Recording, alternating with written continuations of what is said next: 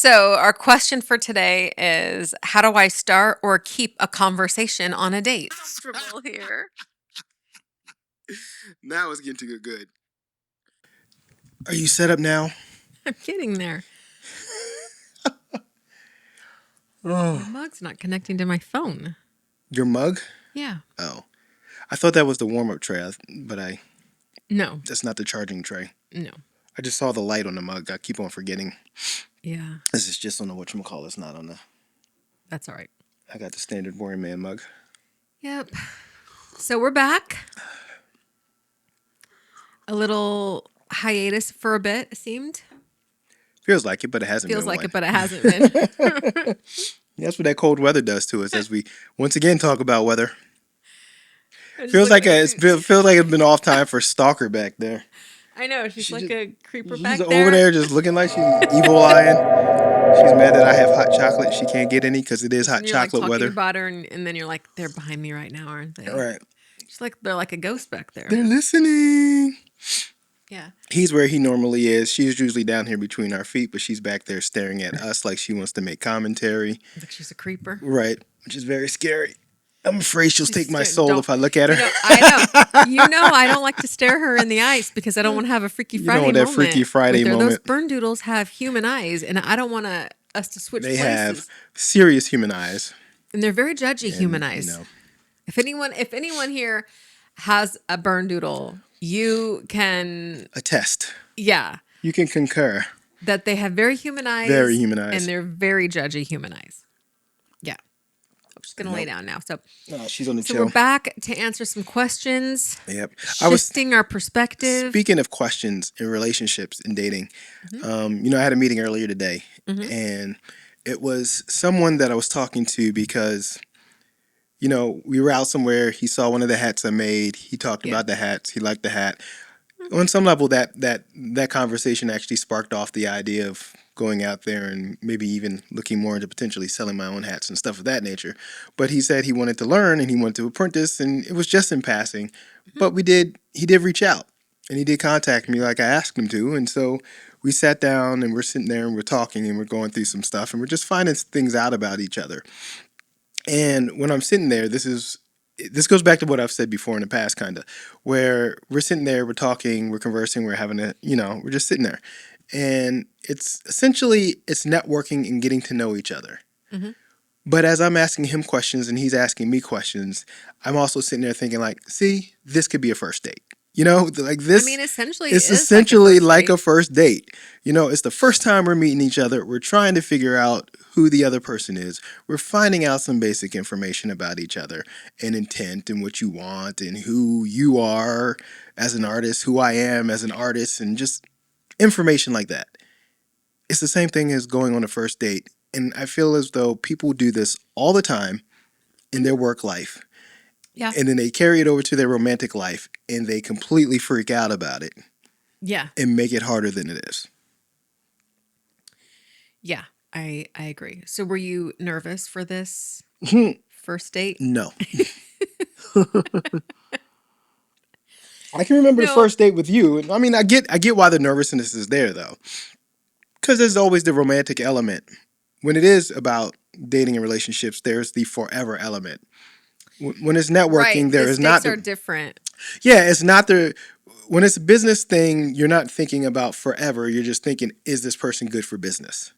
Yeah. When it's a romantic relationship, you're thinking, is this person good for forever? Mm-hmm. But once again, if we think about the first date just getting you to the second date, and the second date just getting you to the third date, and I don't know what your number was. I said maybe around, what did I say, around 5 or 6? I think you have said before around 5 or 6. Now you start counting by twos, so the sixth date, you got to get you to eighth. But whatever it is, if you take that mentality back into it, what you've said before, the first date is just to get you to the second date. Then if you go into the first date thinking, okay, is this person good enough to go on a second date? Then you're right back to that business networking thing where it's, okay, we're just figuring out if we're good for a second date. When you go on a business networking meeting though, are you more looking at how can this person or what role can they play in my business or how they can impact my business, or is it how can I impact theirs, or do they want me to help them with them? Because dating that's where like things start to like take different paths, right? Maybe so, but I think traditionally. All right, so let's if it's business networking, so I think this is slightly different, right? So if you're going into a meeting and you're going into a meeting with the idea of this person provides a service, I want to know if their service will work for me, for example, then you're going into that as the concept of can this person provide something for me? Mm-hmm. But if you're going into a business networking meeting, as in, I don't know what this person does, they don't know what I do, we're just trying to figure out from kind of equal level. And can I do something for them? Can they do something for me? Vice versa, and all that stuff. Then you kind of go in with this idea that is more similar to the relationship concept, I would think, which is, does this person fit me? Do I fit this person? What can they bring me? What can I bring them? Because you're going in with this idea of less of an idea of what can I get out of it, and it's more of an idea of, oh, let me just figure out if this works in the first place. Right. And that's where I think it's different. If you're talking about business call from a service perspective, you're providing a service or you're looking for a service, then that's different. But if you're talking about a business meeting, networking meeting from the we're just seeing what each other does and see if we even match up. Because essentially what you're saying is we're seeing if we just vibe. Right. It might be in a different term. We're seeing if there's synergy, vibe. We're seeing if we can co-work, vibe. Yeah. We're seeing if we're good partners for one another, vibe. It's just vibing in a different sense, in a different word, but it's all the same thing, as long as you're not looking specifically for service, which once again in a relationship is a different type of relationship. Speaking of your hats, I had somebody reach out to me today and mention. Now I have to look it up. Okay. Because I can never remember things exactly, and I'm gonna butcher it. I might slurp in this microphone for this whole hour. That'll be good. It said, Hope y'all don't mind. Kevin should have a tagline that says, "I'm a peacock, let me fly." With the hats and the fits.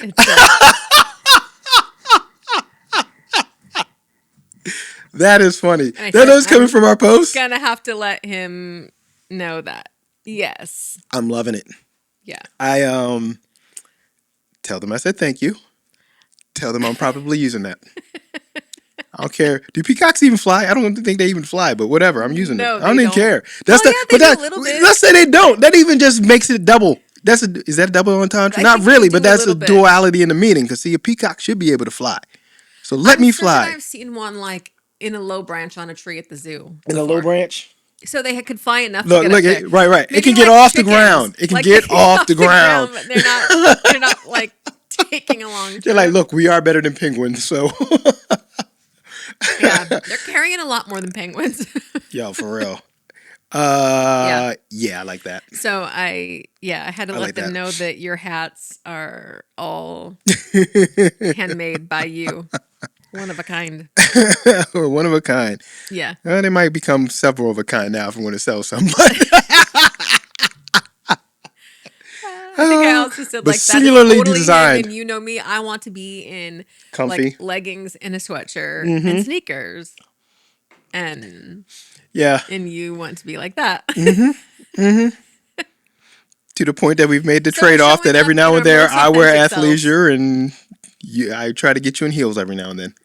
Which you'll wear when, you're going, for people at work. So I just got to schedule a client meeting. Yeah, I just got to schedule a session with you. And then I get you some heels. Or I got to take you someplace. So I need y'all to like and subscribe and stuff so we can get paid by YouTube so I can take her out to a show. Be like, so I can get away with these Doc Martens. Right, so I can take her to a show. Take her to someplace nice. We ain't been out for a minute. Too cold. Look here, was it yesterday when I looked at the temperatures like I ain't going nowhere? I was like, I'm not leaving today because it's cold outside. Nope. No, it's cold outside. I got my hiking socks on again, my battery socks, my battery. 2 pairs of gloves. 2 pairs of gloves. Your heated gloves. My heated gloves. Look, hey. Man, I try, but God ain't made me for the cold, man. God ain't made me for the cold. We were downstairs flying with our son in the simulator over top of, where were we flying? Well, it was Birmingham. The other day he was over top of Connecticut and it was raining and I looked at the screen and got cold. And then last night, we were in a King airplane, so it's a prop plane. So it's not we weren't in a nice PJ Gulfstream in the Cessna that I like to help him fly in. We were in a prop plane and it's going like this, and I'm just thinking like, I'm cold. This plane needs some heat.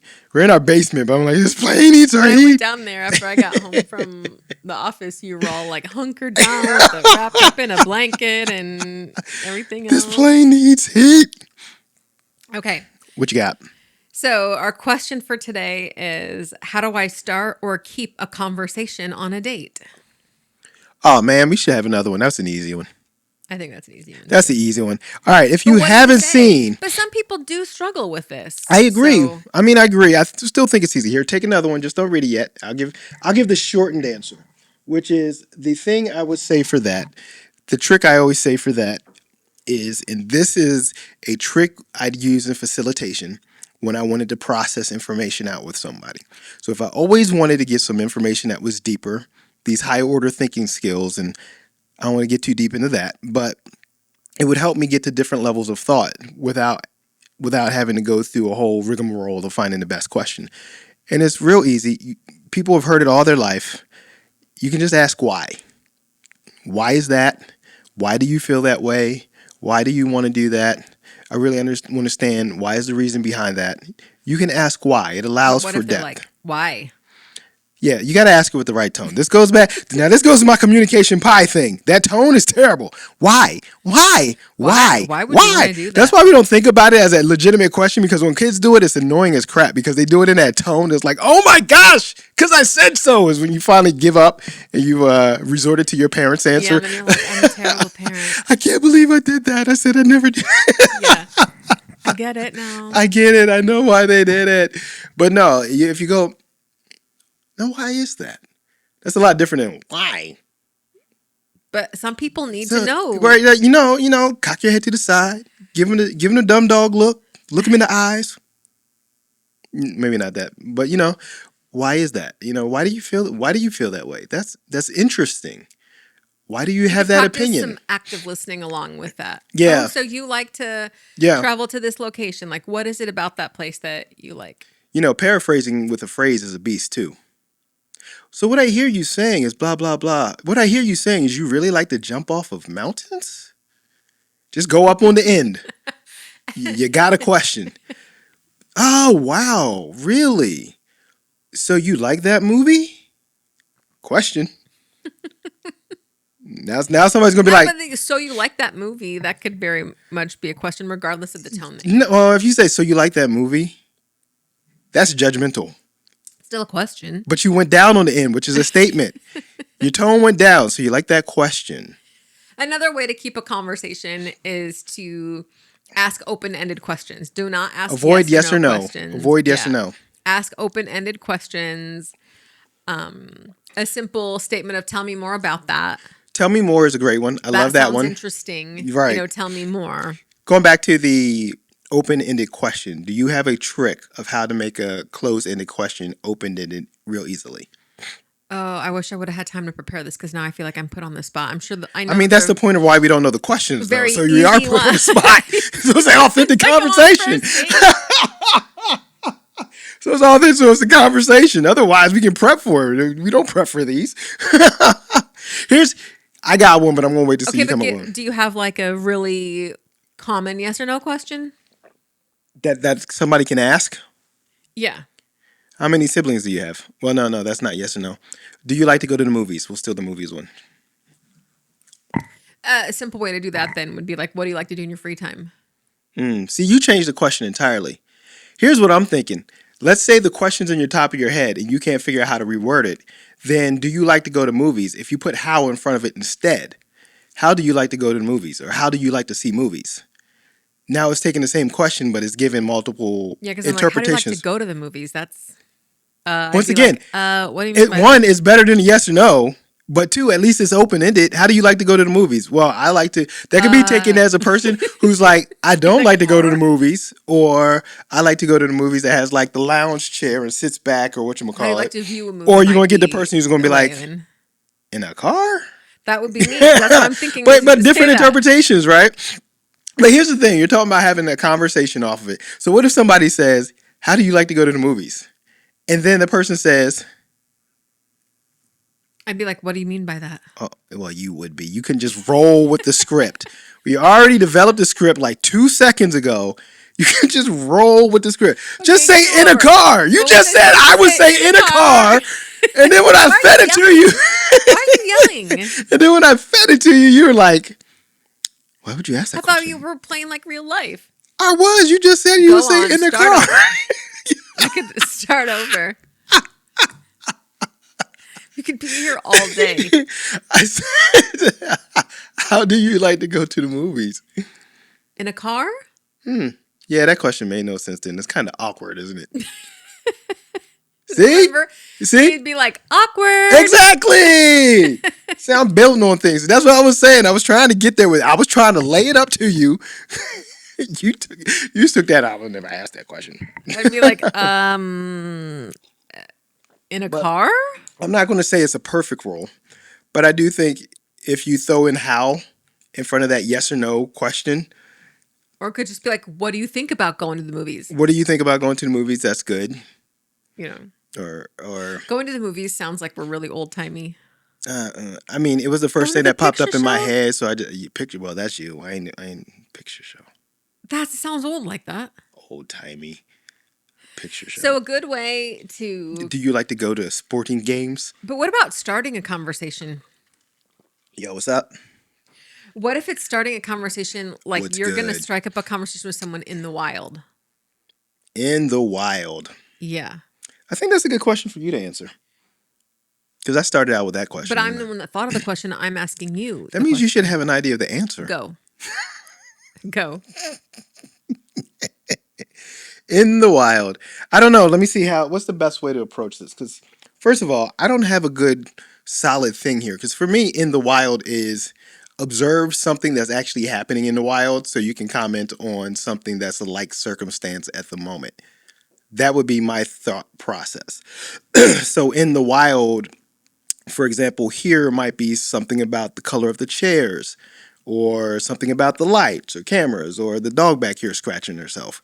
Yeah. Or sometimes she gets in that trance. Oh, she goes in there. She goes deep. You know, that's a conversation. For example, I have a dog at home. You have a dog. There's a dog in the place. I don't know if you have a dog, but let's say I have a dog at home. There's a dog in the place. I see a dog scratching himself crazily, and I say, you know, my dog at home sometimes gets in this wild trance just like that. What is your experience with dogs, or what about you? Or do you have a dog that acts like that? Does that one belong to you? Any reference, you know, because you can reference the dog. So you sort of like play it cool like that. You don't just, what are your thoughts on like just going right in and be like, hey, you're kind of cute. If you got the swag to pull that off, that wasn't me. How do you know if you have the swag to pull it off? You just think you do, I guess. It's confidence. Hopefully it's worked in the past and you have some history. I personally would not go in commenting on somebody's looks. But here's the thing. Somebody said that to me at Lowe's the other day. Yes. And how well did that work? I was like, well, first their starter was this. Their starter question was, excuse me, do you work here? And I was like, clearly I don't work here. Terrible start. Everybody at Lowe's has on a Lowe's apron, and apparently they wear those they have they have 8.5 by 11 papers hanging from their vest these days. I was also like standing in. I was standing in the appliance section. On my phone, chatting and laughing on my phone, and like, excuse me, do you work? I mean, that's how they do it at Walmart, though. I mean, we were at Walmart. I was like, no.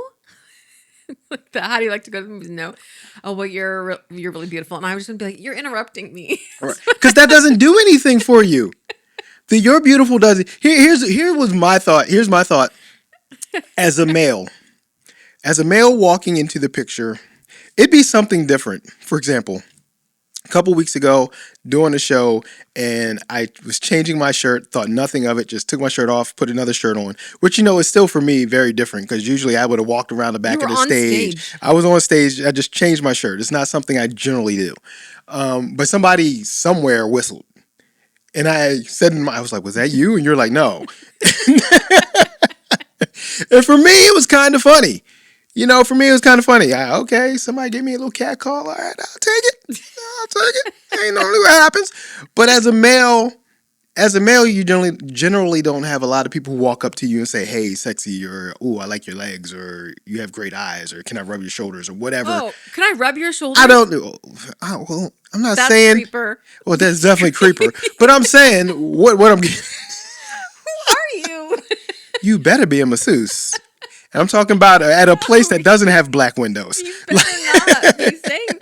Don't say that to people when you walk up to them. Here now. Don't say that. Is that you giving a hard rule?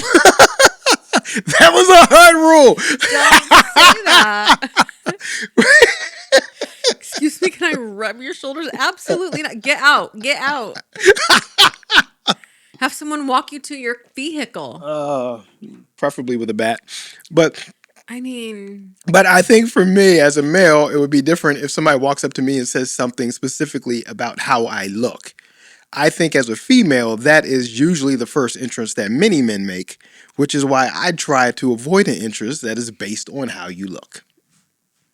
I mean, I'm not disagreeing. Yeah. With that, I do think an opening line, although I do think the casual line of, "Hey, you're cute," is okay. Yeah, that's less pressure than "You're beautiful." You're beautiful, or you're sexy, you could say that to a guy, or you're hot. You could say that to a guy, like, "Hey, you're stuff.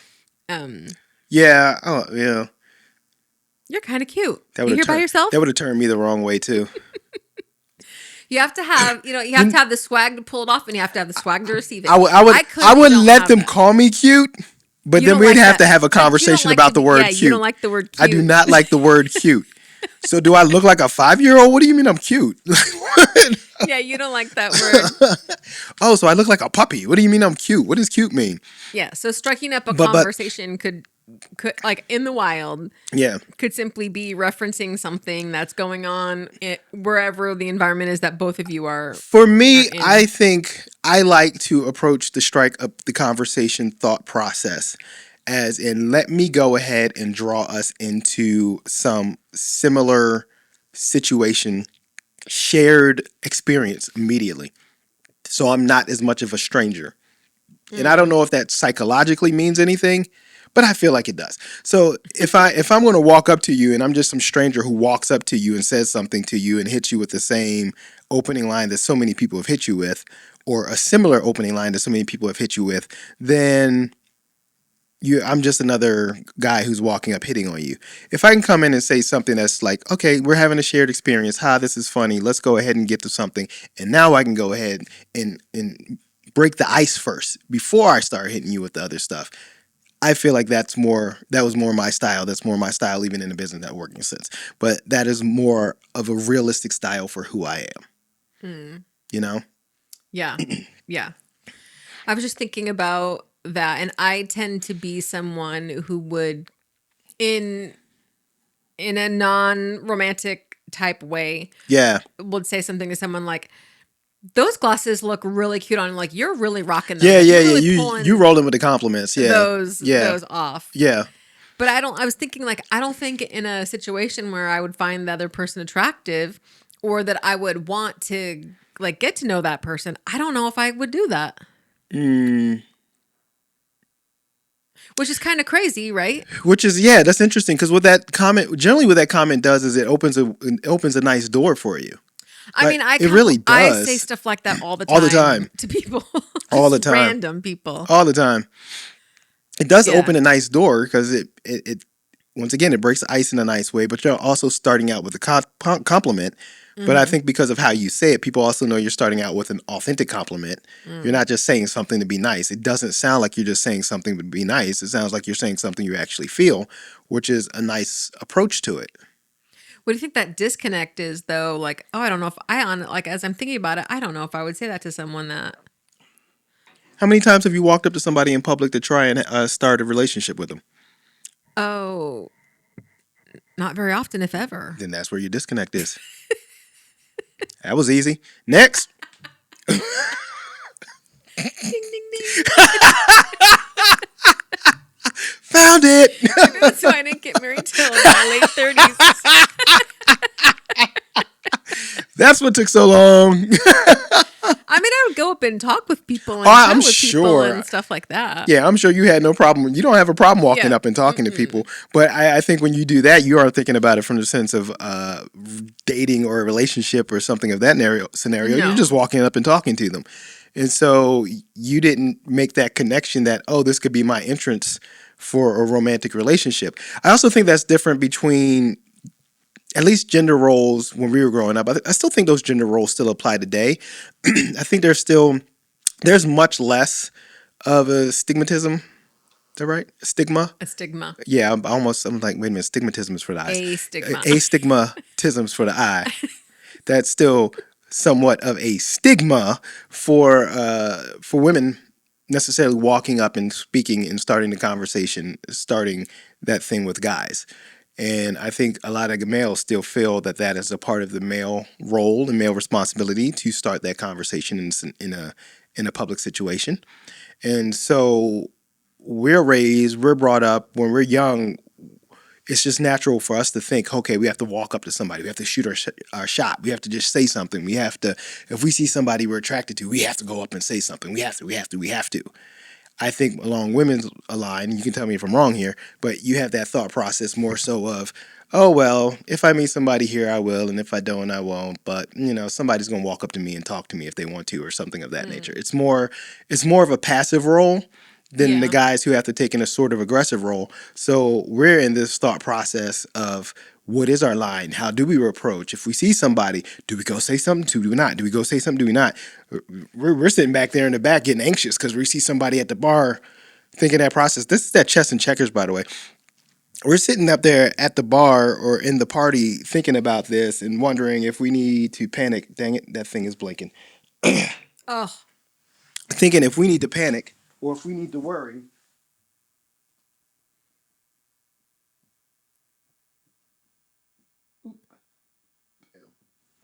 Wondering if we need to panic or if we need to worry about what to say, how to say, when to say. And so we've thought about it years on end, time on end, about whether or not we should say something. Right. As opposed to you, for example, like you just said, you have this entrance that is just natural for you. And at no point during this entrance have you thought, oh yeah, this would be a good opening line. For dating. Yeah. For dating. Yeah. Meanwhile, dudes are trying to think of opening lines for dating like they're trying to think of their rap verses. And we've just got a list of notes on the iPhone. Like, all right, this could be my opening line. Ooh, this could be my opening. Like, this is your Ray Costanza. Oh, I should have said that. George Costanza. George Costanza. I got Ray Liotta and George Costanza mixed up. Okay, but anyway, talking about that, that's Ray Costanza didn't sound right when it came out of my mouth, but I was going to let it roll. But you corrected me on it. Damn, man. But nah, it's all right. No, I was thinking, that might be a great way to practice that too.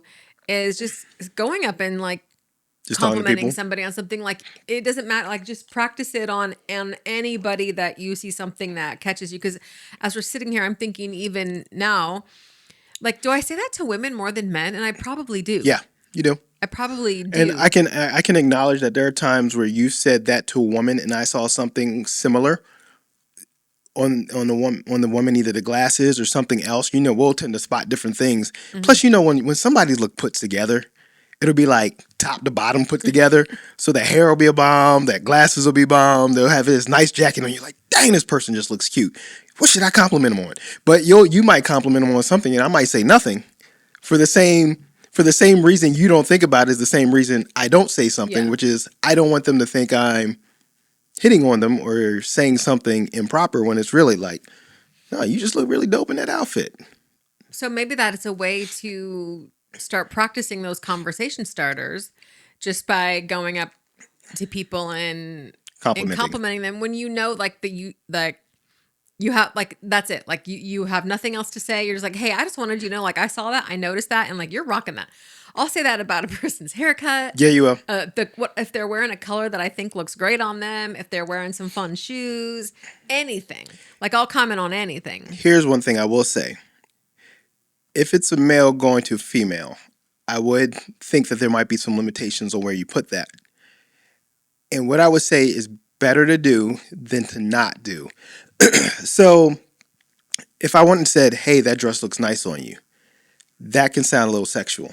Right. Hey, you look good in those heels or whatever. Really wearing you, girl. You doing it in them heels. That can be a little bit sexual. But yeah, of course, if you're saying it like You that, be like, doing it in them hey, those are some really like Ooh. cool looking heels you got on there. But if you're like, ooh, you're really rocking those heels, yeah, that is sexual. Yeah, you gotta close the eyes slightly. That's what you did. Yeah.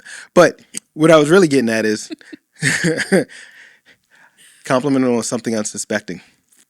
Mm-hmm. How many guys compliment a female on those some nice brows? Y'all pay some money for your brows. Or their handbag. Your handbag, nice handbag, brows, glasses, things that people don't compliment on. So skip the dress, skip like the body size and shape. Yeah, don't do that. Well, that's not like a no stakes thing, What do you mean? Well, complimenting someone on the bag that they're carrying or their shoes or the color that they're wearing is not the same stake of like, hey, you're really like, knocking that dress out of the park. Yeah. You're really wearing that dress. That's not. It's not. It's also not that there's no stake, but it's recognizing things that people generally don't recognize. It's saying I'm paying attention to something that other people will overlook. Notice somebody's eyebrows? Most people don't pay attention to somebody's eyebrows. So if I notice how nicely your eyebrow, that threading is, you got that good threading job. I've noticed something. If you notice, I remember seeing somewhere, for example, or maybe it was a sitcom, I don't know what it was, but you just got your hair cut. I know when you get your hair cut because we know when you get your hair cut. But but if you ever went out and got your hair cut and I never knew you were getting your hair cut, I would still notice your haircut and I would say something about your haircut. Because that plant up there is possessed. That joint just started moving. No, good. Is it tipping? That's the one I'm worried about. It's tilted. Yeah, I need to get up there and fix it. It's a little drunk. I probably need to repot It's a little it. drunk. I'm long weekend. You know how I feel about my plants. I'm like the Elmira of the plant world, and I'm Joy like, had a long weekend. if anyone can help me with the plants, she needs let me it. know. Meanwhile, she won't let little Richard stay there because he's too big. But that's another story. But but if you notice, so let's say for example, and this is a slightly different scenario, but you have somebody either you work with or somebody you see often. So you know them, you see them often. You're not necessarily friend zone, maybe you are, who knows? But you recognize who they are, you're attracted to them, you want to try and figure out how to approach them. And they just got their haircut. Perfect way to open the line. Hey, is that a new haircut? It looks good on you. Not creepy, but I'm paying attention. Mm-hmm. And I'm paying attention in a different way than somebody who just walks up to you and tells you that's not nice makeup or I like your lipstick. That's weird. That's what I'm saying. Why are you looking at my lips all hard? Like doing things like that and like what we've just described. So we have like conversation starters or keeping a conversation going on a date, but also starting up a conversation in the wild. Yeah. Like the more you practice these things, the more comfortable you become doing them. Because if you're not practicing them or talking to people or practicing asking a person questions or even answering questions that people ask you, when it comes time to do it, you're going to feel like awkward and weird and uncomfortable. And that shows. I'm about to say that, the more original, the more just the way it rolls out. Yeah. The way it just naturally rolls out, the better and less creepy it'll sound. Right. So, the more comfortable you become, and it just becomes a way of how you operate. Yeah. Like, I don't even think about it. I'll be, walking down the street, and as I'm passing somebody, like, hey, that haircut looks so fun. And never stop. Yeah. Just keep right on, on walking. Yep. So it can be just that simple. It can, because sometimes even if that person's like on the phone or listening to some music and they don't always maybe they don't always fully hear you, you've still practiced it. Yeah. Like I also say this too, that the same thing applies to men, by the way. Mm-hmm. You can compliment a man on his haircut. You can compliment him on his. I'm gonna be like practicing that more. Yeah, you tell him he has some nice brows because he did some work for those. Some guys do, and I'm not mad. Hey, I'm saying, but in that idea, that's that idea that males don't want that compliment or something, and you're wrong. You love a good compliment. I will take a compliment from everybody. I don't care. You know I don't care. You know I don't care. I'll be thank you. I'm gonna put this in my gratitude journal. Like, Did you put that in your gratitude journal? what? Did somebody whistle at me? Whistle? Yeah. Hey, yeah, I put that in my gratitude journal. You don't think I wrote that down? Shoot. I think we're at a good place to stop. Yeah, that easy question. We lasted some time with that, actually, just talking about other stuff. So I guess we'll answer the next one on the next one. Yeah. So practice your reps. Practice having conversations with people. Practice just going on and randomly saying something nice to someone. Yeah. And the good side of that is you'll make somebody else's day just by doing it. Yeah, it makes somebody else feel good. All right. So cool. I guess we'll see y'all in the next one. Thanks for coming. Real comfortable here. Now it's getting too good.